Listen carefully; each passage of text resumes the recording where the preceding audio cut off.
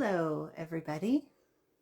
Welcome to Tuesday, July 23rd, in incredibly hot, sunny, a little bit smoky Calgary.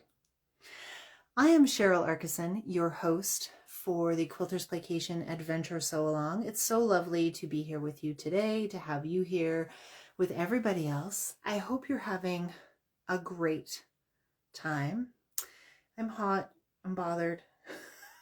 There's been no respite in the heat. And now the fires have really started and they're getting closer to home. Not here in Calgary, we're fine. Still water issues, but hey, when's it not going to be? So all those things combining to just so much fun. So much fun. I have 2 extra kids in the house today. And my son is being gaudy. He's like, you guys can't make noise and you have to be quiet. And it's really quite cute. So how are you doing? Hey, how are things? It's the end of July. The Olympics start this week. I'm a complete Olympic junkie, so I will be spending a lot of time watching the Olympics. Also because it's in my basement and it's cold and I will put it on the big TV and watch it down here. So that's where we're at. It is week 28 of the Quilters Playcation Adventure Sewalong Rainbow Edition. I haven't made this week's block yet. It was kind of a crazy morning and the extra kids and stuff. But I brainstormed a bunch of different ways for how I wanted to make it. So I'm pretty happy and confident with where we're going to sew today. My inspiration today is the heat. Actually, you know, when you're looking and you see it like in stereotypical, like in movies and stuff like that and things of the desert where it's like coming off the horizon, you've got the like heat waves. I've seen them like literally in front of our house. It's so warm here. And please keep in mind, I'm Canadian. We can't handle this heat. I just looked at the weather right before this and it's 33, almost 34 degrees here in Calgary, Celsius. So I think that's 100-ish. We're not made for this. Not at all. And a perimenopausal woman is definitely not made for heat. But I digress. So our inspiration is those waves. That's what we're going to do. So I brainstormed a couple of different ways. I've come up with what I think is actually the most straightforward way with minimal seams to still get the effect that I want. This week we are starting, just to show you, the new row here. So this is the block that's going to go right here. I think it will blend in well. It's going to have skinny strips, so it's kind of going to be like that. I think I'm going to have to add something with skinny strips over here to start bringing some of that balance compositionally into it. But we'll have there. Puedo. What are you trying to say? Sorry. Paquita BT. Puedo. Is that what you call it? Or is that a different word? Correct me, because I only know English and that feels like that's not English. Although it could be a term we use in English, and because we just don't get that heat up here in Alberta, generally speaking, or not for very long, we don't have terms for heat. A million terms for snow and ways to describe snow. Not so much for heat. It's just hot and bothered for most of us. So let's get over here and start sewing right away. Michelle says we're probably on block 29. No. Oh, yeah, you're right. Block 29. Thank you for correcting me. And sorry that I said you were wrong initially. Yes, this is block 29 of the Quilters Playcation Adventure Sewalong, starting of the new row there. So let's get to it. Say hello to our ladies, and we will come down here onto the cutting table. So the way I've thought about this block is I'm going to cut into one large piece of background.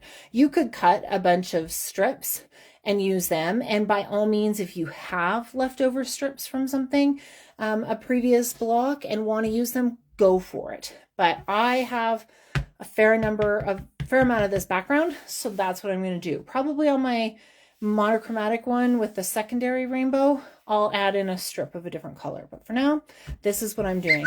I've cut it. Oh, I am so sorry. I forgot to turn off my notifications. And now I can't do it now that I'm in the middle of the video without stopping the live. So apologies for it coming on along the way.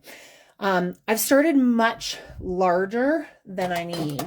I don't know, like I gave myself some extra height, which I'll probably end up trimming off, in there. But, you know, this is, I think I made it 16 and a bit inches, and I need 10 and a half at the end of the day. If I haven't got enough, I can always add another strip. That's not a big deal. And if I have too much, then I will cut it off and use the scrap somewhere else. I happen to have these strips. I had every color but one left over. I think I had just trimmed off of my pieces of fabric. So they're varying widths. Some are quite skinny. And some are a bit larger. They're obviously longer than I need. So the first step I'm going to do, there's no point having this extra length here at the top. So I'm just going to cut those off. Right. Not measuring or anything, but just having them there. So we've got them. Let that run around because I have kind of a weird bit there. So yeah, so we don't need these, and we'll probably still end up, when all is said and done, to square up the block, trimming up some more. So now the question becomes, do we want to do this in rainbow order, which I had accidentally put it in rainbow order, or do you want to play with it a little bit, you know, change things up? Doesn't have to be in rainbow order. You know, we can do some different things, right? Change it. I think I'm going to make it a little bit not in rainbow order this time. We've been doing a lot of straight rainbow order. I'm going to play with it and have it in different order.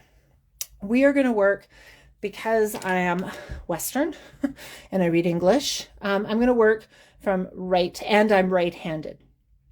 That's probably the bigger thing. I'm going to work from left to right.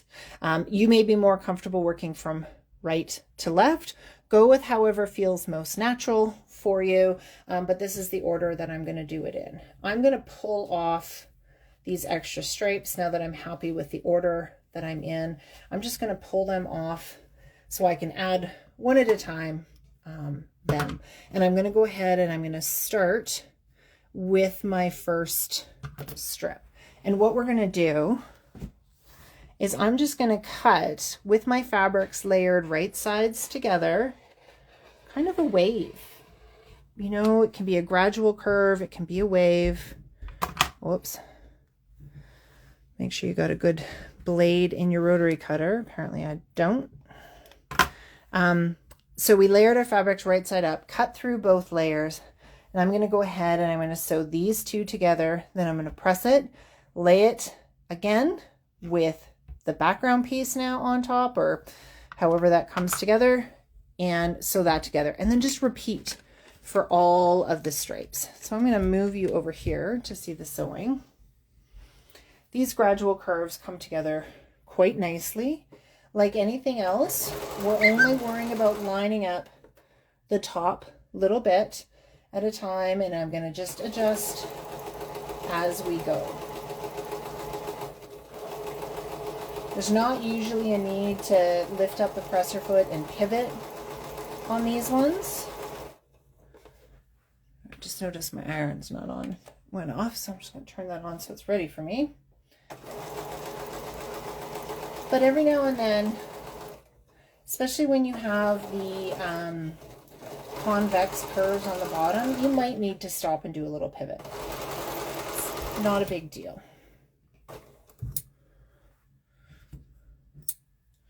So I have my first one. I'm going to go ahead and press that. Just show you the pressing. It's kind of hard to press this flat before you begin, so I'm just going to go straight into pressing it, because with that curve, you know, setting the seam by pressing flat's a bit tougher. Now I'm pressing towards my rainbow fabric. That's a design decision. See, it's going nicely on the back, right? But if you've got really skinny ones, which you may end up with, you may want to press to the background. It really comes down to choice. So now I have this my background piece, and I'm going to cut again. You can go ahead and parallel the one you already did, or you can change it up. And what I'm going to do is I'm going to make this as big as I can, because I know I have some skinnier ones and this one's bigger. I'm going to make it more or less parallel. It's a little challenging, not impossible, just challenging to go right along this edge. Don't stress if you're trying to do that and you get a little off and it's a little bit different. It's okay. All right, I'm just actually going to move you a little bit at a different angle, just because otherwise I can't get in here too. So, and I'm just going to go, see there, I went off a little bit.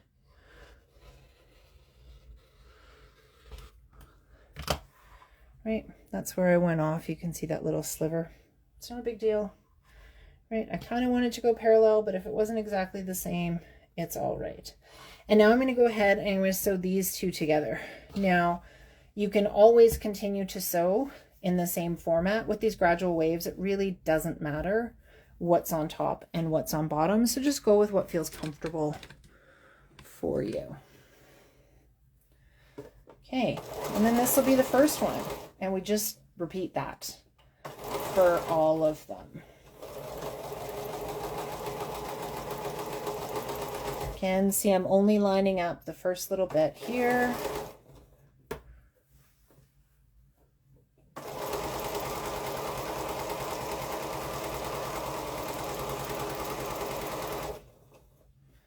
Now, my first thought when I was brainstorming the block was that I was actually going to do a combination of spikes and curves, was my very initial thought, with a completely different way of assembling the block. But then I looked at my existing blocks, and block number 15 is, what's the word I'm looking for? Block number 15 has like triangle points, and it's right, you know, two above this block. So I didn't go with that. Instead, I'm going with this kind of wave idea. Okay, so there's the first one. Now, I just want to show you this. You see down here where the ends don't match up, and they don't actually match up that much up here. Try to, whether it's top or bottom, have it be as close as possible, just so that you have a reference point. Having them not match up is no big deal, because I've made this taller than I need it to be already. So I know that I have wiggle room for where I'm going to square up. So I had set these strips aside in order. So I know I want the blue next. And I'm going to go over here and put that one in. I don't want to leave too big of spaces, because if you start with really large spaces, you're going to end up with a block that's bigger than you need it to be. Right? This one, I'm going to go with a little bit less of a curve in kind of a different angle. I want mine to all be a little bit different, but you could go straight parallel, because they're curves. So I put air quotes around that. You could do that around the side of it.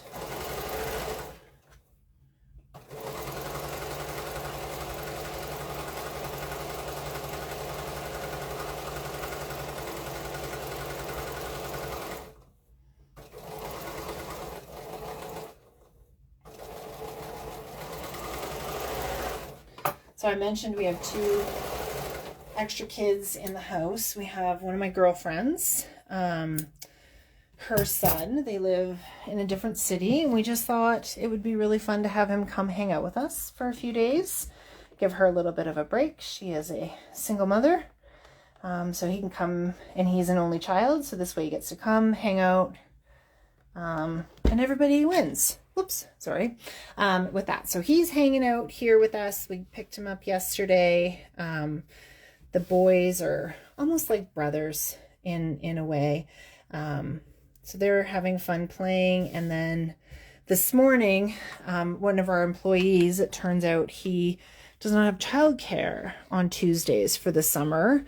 And so his daughter was in the office, which we have no problem with, but we thought, well, she'll have a lot more fun if she comes and hangs out with other kids, because she too is an only child. So that's the extra kid in my house, extra kids. So another 9-year-old little boy and a, I think a 6-year-old little girl, and my son is quote unquote babysitting them, as he likes to quietly say, because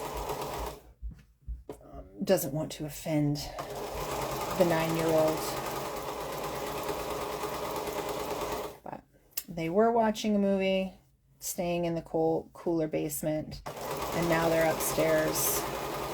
Or they might be outside. It's quite quiet upstairs, so I don't know what they're doing. I don't know what they're doing at all. And then one of my teens is upstairs cleaning her room, going through her clothes today.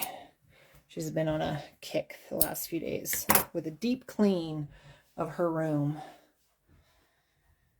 And she just told me, I can't believe it. I knew she had a lot, but so up here in Canada, we call them hoodies, like a hooded sweatshirt. If you're from Saskatchewan, you call that a bunny hug. I'm sure there are other terms elsewhere, but yeah, a hooded sweatshirt is our big thing. So that gets shortened to hoodies. She just told me she has 16 of them.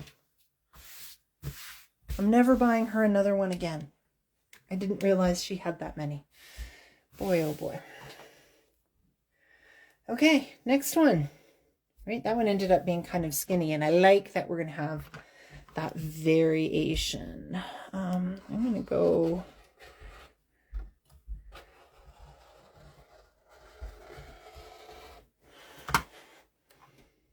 like that on this one. So it comes together fairly easily. Just go slow on that layering. Remember, you're cutting them right sides up, and you cut through both layers at the same time. And then when you're sewing, all you have to worry about is kind of that inch in front of the needle. Stop and readjust as necessary. This one I have a bit stronger of curves, so I am actually stopping and pivoting a little bit. It's better to stop and pivot, you know, every couple of stitches than try to force the fabric around a curve, because you're more likely to get a pinch or a fold or a pucker or whatever you want to call it when you force it. You're also likely to stretch out the fabric, which is always a bit of a pain. There. So keep going with that. When we get halfway through, which it will be after I sew the next little bit,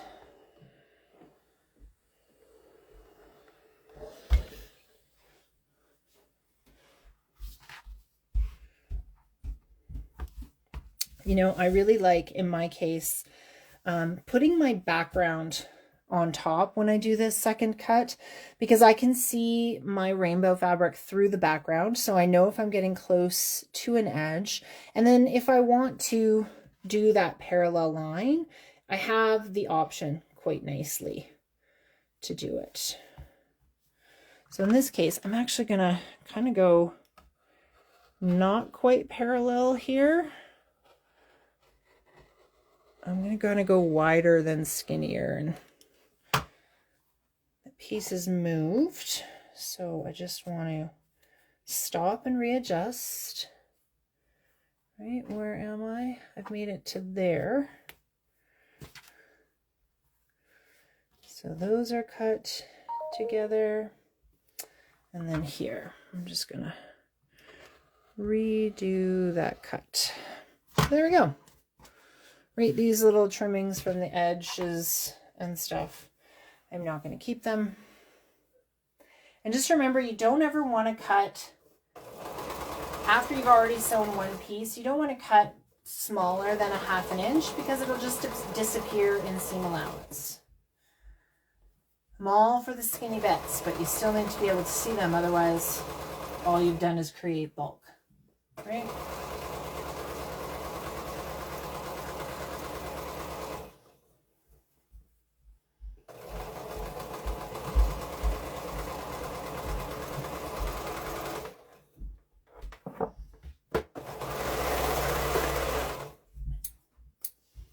Okay, so let's see where we're at. 3 of these in. Just going to give this a good press. Put you over here so you can see it. Right, it's kind of chaotic here without a good press. I'm just going to go slow because I am quite skinny, which means my seam allowances are either going to butt next to each other or one's going to cover the other. So we'll check out the back here in a second. But you can see how a good pressing makes all the difference in that, right? So on the back, we'll make sure, so see, I'm having overlap. So when I know I'm going to have some overlap, I want to kind of come in from the back as well, so that I make sure it's laying flat. Okay, so let's get over here now and let's do a little, you know, status report here, because I'm halfway through the block. I know I want my block to be 10.5 inches at the end of the day, width-wise. So I want to see how far I've come with my 3 strips. So do I need to make the distances between them smaller, or can I make them bigger? Should I make them bigger, right? If you make them fairly small, and then at the end of the time, you know, let's say I was finished, I would have these 3 strips on the one side of the block. Not a bad thing, different look, right? But I'm kind of aiming to have them across the whole block. So I think I'm doing okay. I'm just going to be cognizant of where these next ones go. But my green one here is quite skinny that I'm going to be adding in. I'm going to move that over just a little bit more. But because it's quite skinny, I want to cut it relatively close to the end. And I'm going to do a little bit less of a wave because it's skinny, right? Because every time you do a wave, you lose, like that curve means you lose everything that was on the other side of the curve, right? So someone please remind me to replace my blade, because I always forget. And then I come here and do this, and I need a blade.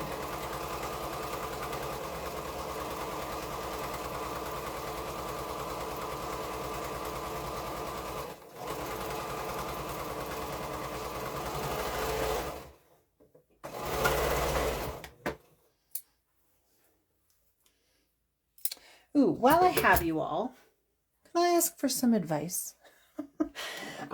It is way too hot to turn on an oven here, which is fine. I know how to cook without an oven, and we're happy to eat lots of salads and stuff like that. But I am craving like cake and cookies and stuff. That's my weakness. Some people have chips, some people have booze. Me, I want cake and cookies, and I resorted to buying a piece of cake at the grocery store this morning. But I would much rather have some like sweet treats at home, no bake kind of treats at home. So I will take any and all suggestions on that front. The one, fridge cakes, I have never heard that term. I need more clarification on that. The one I did have the thought of was, and I don't know if any of you who are outside of Canada have heard this term, but it's something called sex in the pan, which is named because it's so good. That's why people have called it that. And it does have a cookie base, but I could easily adapt it with like a great, ooh, I did not do a smooth cut along there, you'll see, but it'll all disappear in the sewing together of things. Yeah, so the thing I had the thought of was Sex in a Pan, which is like this multi-layered dessert that I grew up on. My mom that was like a big treat my mom would make for us. So it was cookie base, and then I think it was 3 layers. You had like a cream cheese sort of layer, and then you had a layer of chocolate pudding, and then a layer of, when we were growing up, Cool Whip, which I don't really like anymore, but I have whipping cream in the fridge that I can just use. And then you chill that all, and then you just slice and take it out. Oh my goodness. I just sewed that whole piece, and my machine had come unthreaded. Yeah, and then you just slice and eat it, and it's delicious. Creamy with that little bit of crisp on the bottom. So I am thinking I might make that. I haven't made it in a long time. I remember making it, I think I made it once last year, but I did like maybe with like a strawberry or like a fruit filling instead of the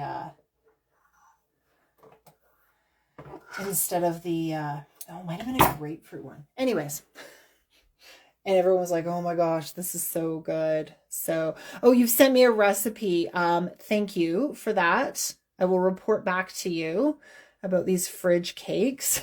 Michelle's saying that she hadn't thought about Sex in a Pan in years. I remember my mom brought it once, I don't know, sometime shortly after the pandemic, or kind of like on one of the gatherings we did just after, and she made it, and all the kids, you know, from the youngest to the oldest, are giggling at the name and everything, but then they all ate it and they're like, oh my god, this is so good. So, ooh, I went really skinny here at one point.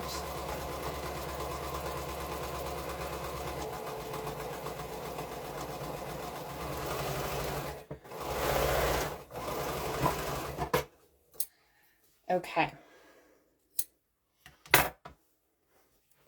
But I did buy cream cheese in anticipation of finally caving and doing it. And then a recipe keeps popping up on my Instagram as well for like these pineapple squares that look delicious. Ooh, wait till you see what I did here. Okay, so this is going to be, let me bring you over here. I went really, really skinny here, right? Like just a bare amount. Obviously, when I go to press, that's going to be a bit of a problem because I can't really press over. I actually sewed in the seam allowance from the first one. So I'm going to have to press this second one away from the rainbow fabric. Otherwise, it's not going to lay nicely. So sometimes you have to do that. It's not a big deal. Right? You just want to give it a good press though. Right? Having that, see, yeah, much better now that I've just pressed it away. It's happier. So you can see, I'm going to stop at this point. You don't want to see me sew the whole thing because we're already a half an hour in and it's just 2 more seams. So I can finish it when we get off. But I'll show you where we're at. And then I will square that up with my ruler, handy ruler. So you can see, you know, I'd given myself extra height, but I am going to be cutting off a little bit, you know, in this case. So I gave myself way more height than I would need. Give yourself about an inch, inch and a half, and then you'll have less cut off. I'm going to end up, you know, having 2 inches here. I will keep that little strip because maybe I'll use it in another block at some point. So we'll go from there. But you can see I've got 2 more strips to add in. I probably have some wiggle room to space them out a little bit, or I could continue to bunch them up and just have like a larger white space at the end. We'll see what happens, right? We'll let it come to pass and see what it is. So I'm going to leave the block at that. I think I've demonstrated a few of them for you so you can see how that's going to work. I'll flip you around. We'll say goodbye to the ladies for this week. Say hello back to my hot face. Not hot sexy, just hot and kind of glowy face. So what else is new with me? The Quilters Playcation Studio, my studio, is coming together. Getting there. We actually have to get on our contractor because we finally, like 6-8 months later, have passed our HVAC inspections. We have 2 more inspections apparently to pass, and then we can get in to the space. But I popped in there today and I noticed that a drywall fix that needed to be done has been done. But I have to get on our contractor because we actually have to use my studio space. So my studio is linked to our company's offices. And whenever we have to have like a company-wide thing, my studio gets commandeered for that. And so we're doing first aid training on Monday and Tuesday, which means I won't be here next week. I'll let you know how we'll deal with that, whether I come in on Wednesday or not. I'll figure it out because I'm doing the first aid training as well. But we need that space cleaned up. So if I push him to clean it up, maybe I'm pushing him to finish it. And then I can start thinking about moving in after that training. Well, I can't actually move in until we have those occupancy permits, but I can get ready to go. And so one of these days, before this year's Quilters Playcation is over, we will be doing it in that space, I guarantee. And as soon as I know when occupation is going to happen, I can start planning live events there. And I'm very excited for that. But don't worry, make sure you follow me here on Instagram or YouTube, and you subscribe to my newsletters because you'll get all of the information there. That's the newsletter on cherylarkison.com and on quiltersplacation.com. 2 different newsletters, once a month for each, so you're not bombarded by me, and I'm not salesy in them at all. So that's it for me this week. I've babbled enough. We have an almost finished block. What did she say it was? Fuedo? Let's see if there was any more clarification on that. It might have been something else entirely. There, yeah, Puedo. I'm going heat waves because that's what we're in the middle of, is a heat wave. It's never ending, never ending. And I just have to say this, one of the latest closer fires is threatening the town site of Jasper, which is so sad, and it's in the national park. It's one of my favorite places to drive along to get up there. That's why I'm really kind of sad. I don't know exactly where it is. They're not showing on the maps exactly, but it's just sad. That's the season we're in. Anyways, let's think about rainbows. Rainbows come after the rain. They make everything better. They really do. Where would we be without rainbows? And that's why we're doing it this year in the Quilters Playcation Adventure Sewalong. My name is Cheryl Larkison again. I hope you have a lovely week. I will be back next week at some point with week 30 of this Adventure Sewalong. We'll see you then. Take care, everybody.